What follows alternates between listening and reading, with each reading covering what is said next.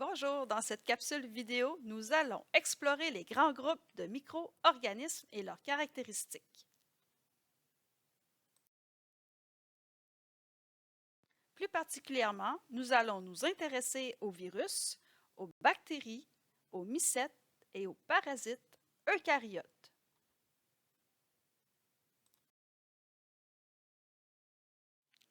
Intéressons-nous d'abord au grand groupe des virus. Rappelons-nous que les virus sont des organismes dépourvus de cellules. Il s'agit d'assemblages de protéines et de matériel génétique.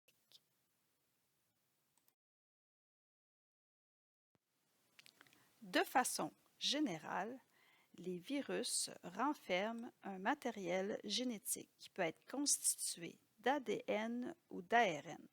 Ce matériel génétique est renfermé dans une nucléocapside. Donc, une capside, c'est essentiellement une structure protéique, donc un assemblage de protéines.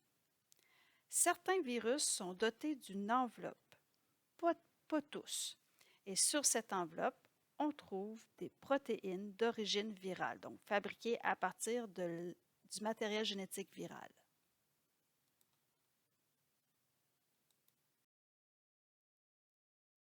Comme les virus sont dépourvus de cellules, ils doivent absolument infecter des cellules pour pouvoir se reproduire. C'est ainsi que les virus nous infectent. Les étapes du cycle viral sont à peu près les mêmes d'un virus à un autre. Première étape, l'adsorption. Il s'agit de la fixation d'un virion. Donc, un virion, c'est un exemplaire d'un virus donné. Donc, la fixation d'un virion au moyen d'un récepteur viral sur une cellule. C'est-à-dire que les virus vont avoir des protéines qui correspondent à certaines protéines sur les cellules de l'autre, les cellules humaines par exemple, ce qui va leur permettre d'adhérer à la cellule.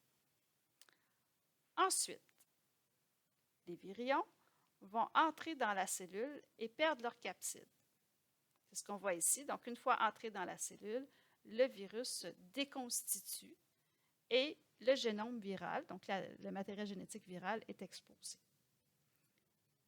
Ce matériel génétique va servir à la traduction et à la réplication du matériel génétique et à la fabrication des composantes virales. Donc, autrement dit, on va reproduire le matériel génétique et on va produire les protéines virales en grande quantité dans la cellule infectée. Après coup, donc on peut réassembler de nouveaux virions qui vont pouvoir ensuite être libérés dans l'organisme de l'autre, de la personne infectée. C'est ainsi qu'un virus qui s'introduit dans une cellule va pouvoir se reproduire et libérer des millions d'exemplaires. Souvent, la libération va causer la mort de la cellule infectée. Et le cycle recommence d'une cellule à une autre jusqu'à ce qu'on subisse les symptômes de cette infection-là et éventuellement, donc les virions vont être détectés par notre système immunitaire et dans le meilleur des mondes, on s'en débarrasse.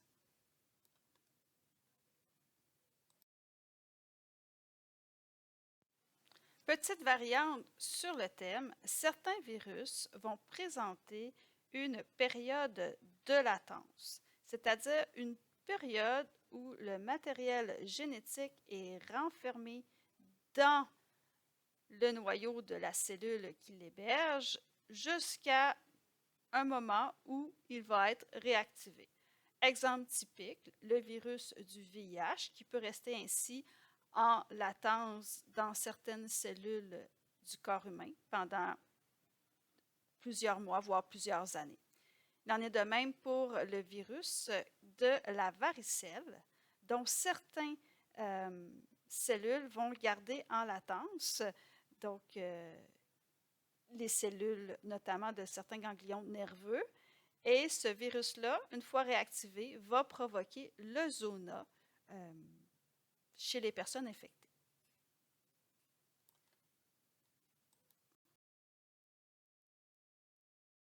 Voyons maintenant le grand groupe des bactéries. Les bactéries sont constituées d'une seule cellule. Elles sont unicellulaires et leur matériel génétique n'est pas renfermé dans un noyau. Il s'agit donc de cellules prokaryotes.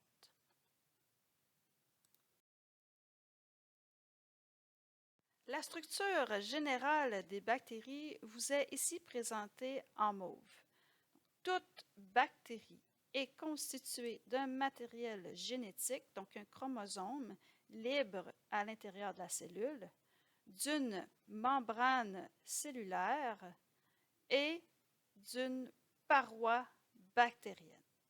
Certaines bactéries ont de plus des plasmides, donc il s'agit de petits chromosomes, petits matériels génétiques supplémentaires, de fimbriers, donc des espèces de poils, si vous voulez, qui vont leur permettre d'adhérer aux muqueuses, de flagelles qui peuvent permettre de se mouvoir. D'autres bactéries vont aussi présenter des pilus, donc des structures qui leur permettent de transférer des plasmides à une autre bactérie, de capsules, et comme nous allons voir tout à l'heure, certaines sont capables de produire des endospores.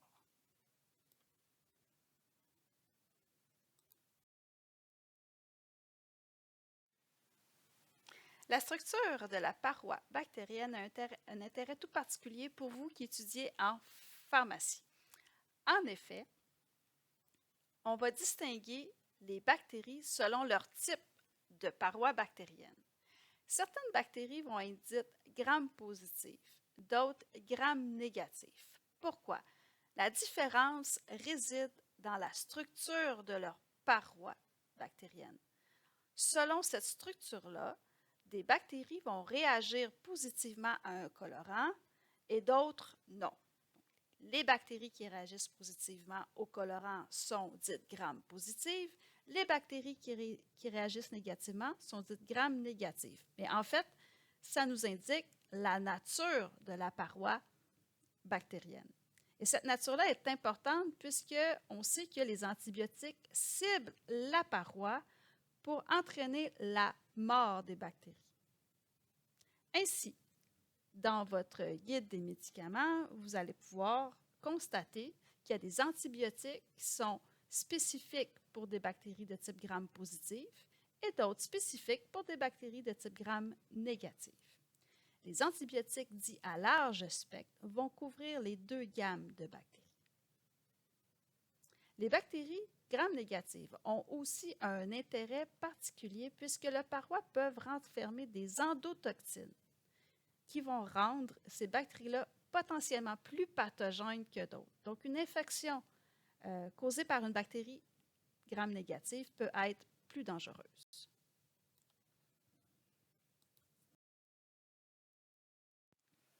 Pour nous infecter, les bactéries doivent pouvoir se reproduire. Le mode de reproduction des bactéries est la scissiparité. C'est un procédé qui consiste à répliquer, à doubler le matériel génétique et à étrangler la membrane cellulaire de manière à former deux cellules filles identiques.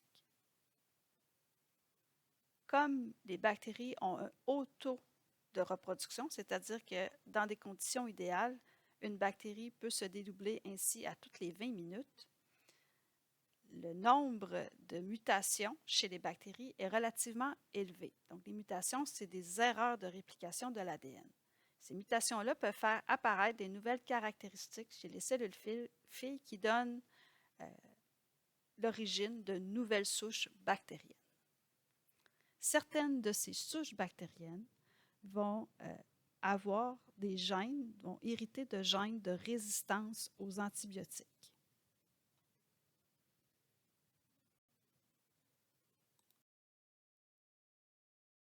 Certaines souches bactériennes peuvent former des endospores. Les endospores sont des formes résistantes que prennent les bactéries pour résister aux conditions du milieu. En effet, lorsque les conditions du milieu deviennent hostiles, certaines souches bactériennes peuvent, en se reproduisant, enfermer une copie de leur matériel génétique dans une capsule très résistante. Donc, cette capsule-là peut résister à des conditions de température extrêmes, à la dissécation, donc à l'absence d'eau, et également à des pH très acides ou même à des produits chimiques. Pour vous donner un exemple, lorsque on désinfecte des chambres d'hôpital après qu'une personne a été infectée par une souche bactérienne de Clostridium, donc le Clostridium, c'est un genre de bactérie qui est apte à former des endospores. Donc, on parle par exemple de Clostridium difficile pour une infection assez difficile, mais ce genre de bactérie-là peut former des endospores. C'est pourquoi, pour éliminer les souches de Clostridium difficile, on devra utiliser des produits chimiques plus puissants comme de l'eau de Javel. De même, Clostridium botulinum, l'agent causal du botulisme, donc la bactérie qui cause le botulisme, c'est aussi un genre Clostridium, peut former des endospores. Donc, les souches de Clostridium botulinum se trouvent dans certains aliments. C'est pourquoi, lorsqu'on va cuire les aliments et faire des conserves, par exemple, il va falloir vraiment utiliser des conditions appropriées de température et de pression pour s'assurer que nos conserves ne renferment pas d'endospores de Clostridium botulinum qui pourraient causer le botulisme.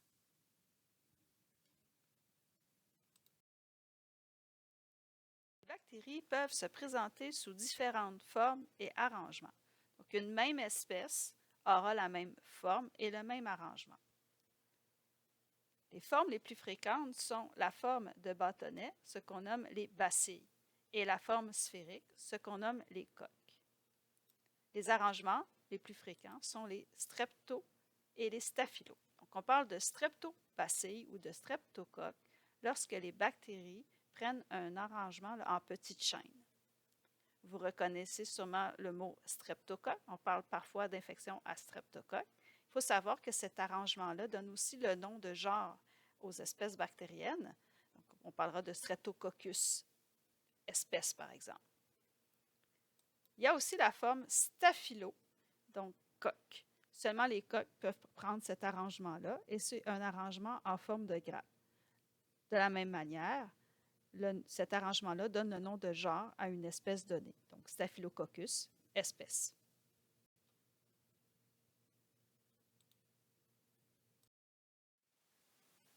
Le corps humain héberge une multitude d'espèces bactériennes dans ses milieux externes.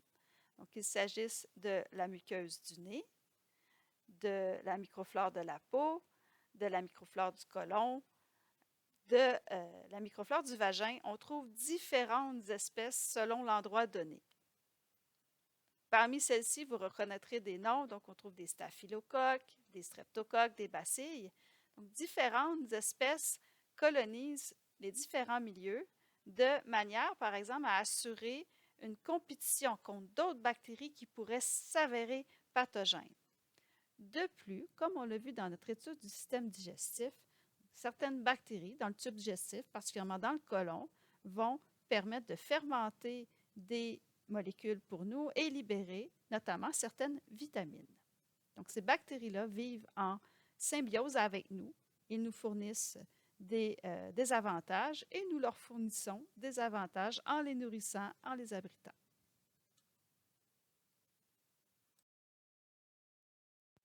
Abordons maintenant un nouveau groupe de micro-organismes, les mycètes.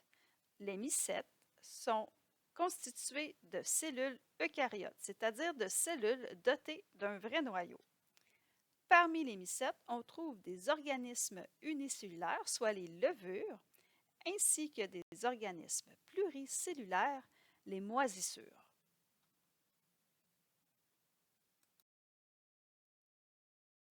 Mais comment fait-on pour distinguer des organismes unicellulaires qui vivent en groupe d'organismes pluricellulaires?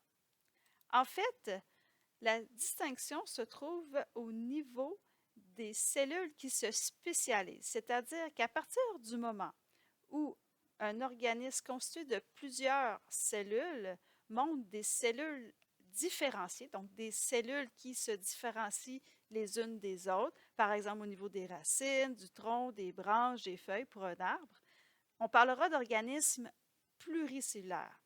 Donc cet organisme-là a besoin de chaque type de cellules pour survivre. Alors que chez les organismes unicellulaires, chaque cellule est capable d'assurer sa survie indépendamment. Les levures sont des organismes unicellulaires. Toutes les cellules sont identiques, ce sont souvent des clones, et chacune de ces cellules-là est indépendante pour sa survie.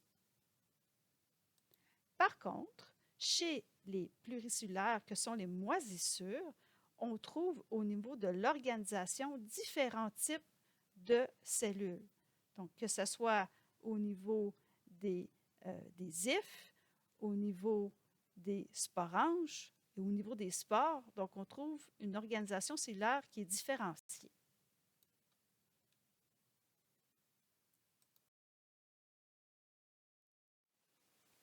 Commençons d'abord par les caractéristiques des levures.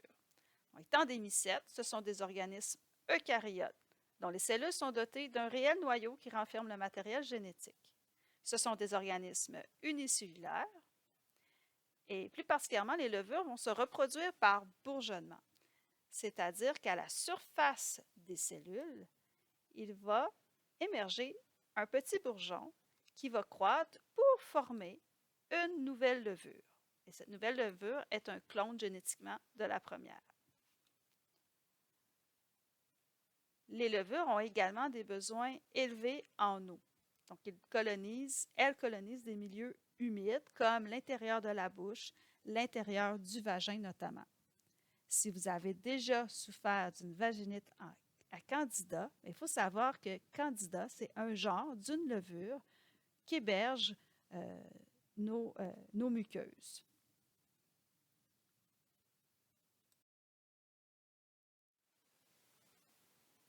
Voyons maintenant les caractéristiques des moisissures.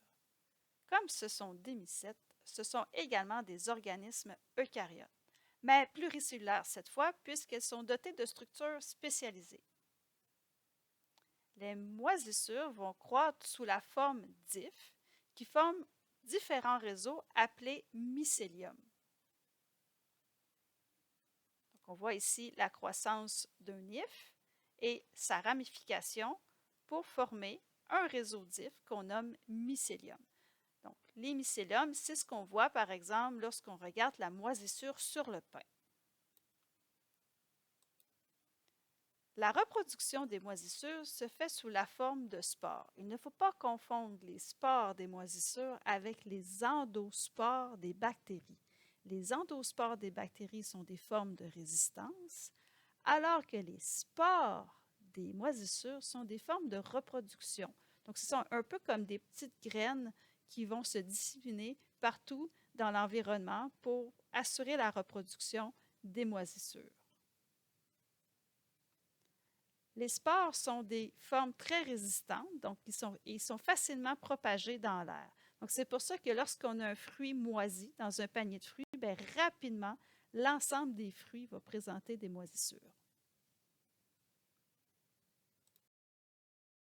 Voyons notre dernier groupe de micro-organismes, les parasites eucaryotes. Comme leur nom l'indique, ce sont des organismes eucaryotes, donc constitués de cellules présentant un vrai noyau. Ici aussi, on a des formes unicellulaires qu'on nomme protozoaires, ainsi que des formes pluricellulaires. On y retrouve les helminthes, qui sont ni plus ni moins que des vers parasites, et des arthropodes, qui ressemblent à des petits insectes.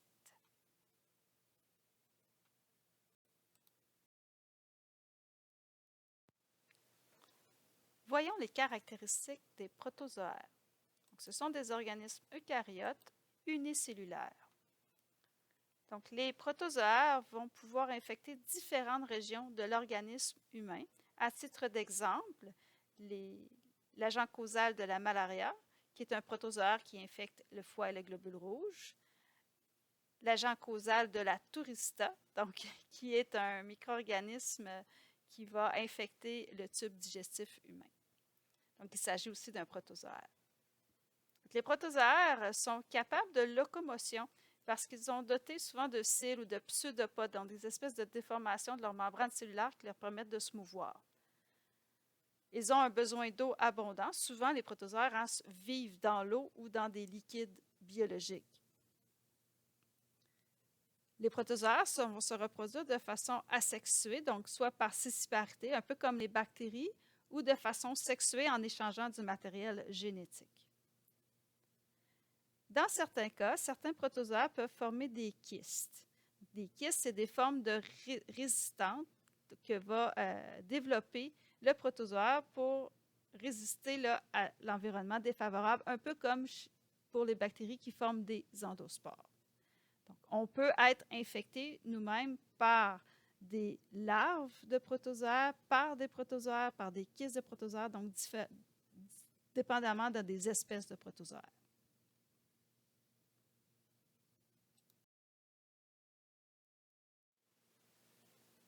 Parlons maintenant de la forme la moins ragoûtante de nos parasites eucaryotes, les helminths. Donc, les helminths, ce sont ni plus ni moins que des vers parasites. Ils sont eucaryotes et pluricellulaires, bien sûr, puisqu'ils sont parfois visibles à l'œil nu. Donc, les helminths sont des parasites qui vont souvent infecter le tractus digestif chez l'être humain. Ils présentent parfois des crochets ou des ventouses à leur tête. Donc ici, par exemple, on voit la tête d'un ver solitaire, on voit les petits crochets et même les ventouses qui vont lui permettre d'adhérer à la muqueuse intestinale et d'y demeurer, parfois plusieurs années. Ces vers-là vont se reproduire de façon sexuée ou de façon hermaphrodite. Le ver solitaire, par exemple, est capable d'autoreproduction, puisque dans ces structures, il y a des structures femelles et des structures mâles, d'où là son nom, le ver solitaire. Chez d'autres vers, ça va prendre des mâles et des femelles pour assurer la reproduction. C'est donc dire qu'on est infecté par plusieurs vers. Certaines espèces de vers sont aussi capables de former des kystes pour résister aux conditions du milieu. Par exemple, on peut être infecté par un kyste de ver et c'est le kyste qui va permettre de passer l'estomac et de ne pas être affecté par l'acidité gastrique. Et après coup, les larves vont pouvoir se développer dans les intestins. Donc, on a un exemple ici d'un cycle vital d'un ver. Donc, c'est un ver qui est commun chez l'être humain, qui infecte souvent les enfants d'ailleurs. Donc, on voit qu'on va ingérer les œufs contenant les larves. Donc, ces œufs-là vont être capables de passer dans l'estomac et ensuite, les œufs vont éclore dans l'intestin grêle. Et là, les larves vont migrer dans la région iléocécale. C'est dans le cécum que vont se développer les larves en adultes qui vont s'accoupler donc pour produire de nombreux œufs que la femelle va pouvoir pondre là, au niveau de la région périanale. Donc, la femelle va migrer vers l'anus et va aller y pondre ses œufs. Et parfois, bien, ça chatouille, ça démange. Donc, on parle souvent, là, quand les enfants bougent beaucoup, on dit « Coudon, as-tu des vers? » Bien, ça vient de là. Donc, les œufs vont ainsi être déposés près de l'anus. Et là, ben, l'enfant qui se gratte parce que ça chatouille, donc va avoir les œufs sur ses mains, il va aller les déposer un petit peu partout autour de lui. Et c'est ainsi que la famille en entier va être infectée par ces petits vers.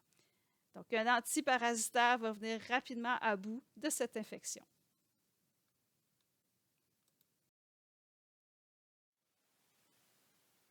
Voici maintenant notre dernier groupe de parasites eucaryotes, les arthropodes. Ce sont des eucaryotes pluricellulaires très visibles à l'œil nu. On parle ici des puces, des poux, des tiques, donc des petits acariens, qui infectent souvent les régions externes là, du corps humain, donc au niveau du cuir chevelu, au niveau de la peau, du pubis. On parle des morpions notamment. Donc, ces petits arthropodes vont se reproduire de façon sexuée au moyen d'un mâle et d'une femelle qui vont s'accoupler et ensuite la femelle va pouvoir pondre les œufs qui vont se développer en larves. Donc, on est souvent contaminé soit par les œufs, soit par les adultes qui se déplacent parce que les adultes sont munis d'un exosquelette et de petites pattes là, pour se déplacer, parfois même pour sauter. Donc, si les arthropodes n'infectent pas directement notre milieu externe, ils peuvent agir aussi comme vecteurs, c'est-à-dire qu'ils peuvent servir de transporteurs pour d'autres micro-organismes qui nous infectent. Donc, vous avez là l'exemple de l'Anophèle en B. Donc, c'est un moustique qui peut transmettre certains virus, voire certains protozoaires. Par exemple, la malaria donc, est causée par un protozoaire qui est transmis par un moustique piqueur. Le moustique est en lui-même pas affecté là, par le micro-organisme. C'est pour ça qu'on va parler de vecteur. Même chose, la puce qui peut transmettre l'agent causal de la peste. C'est un autre exemple d'arthropode qui agit à titre vecteur. Et plus récemment, dans notre histoire, les moustiques qui transportaient le virus du Nil. Donc, si on comprend, un vecteur, c'est un organisme qui va pouvoir transporter un autre micro-organisme d'un individu infecté à un autre.